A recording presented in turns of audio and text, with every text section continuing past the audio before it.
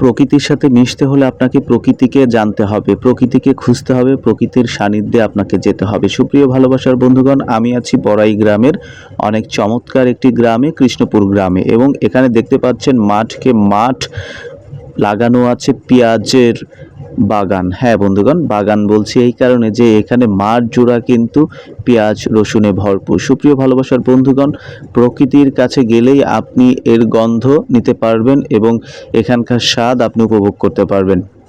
সুপ্রিয় ভালোবাসার বন্ধুগণ, আপনাদের কাছে এই চমৎকার ভিউগুলা কেমন লাগছে অবশ্যই কমেন্টস করে জানাবেন।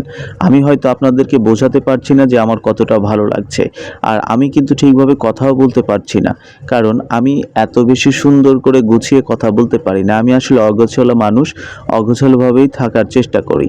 তো আপনাদের সাথে অগোছালোভাবে আমি অনেক কথা বলে ফেলছি, এতে করে যদি আপনারা কষ্ট পেয়ে থাকেন আমাকে ক্ষমা সুন্দর দৃষ্টিতে দেখবেন। আল্লাহ হাফেজ।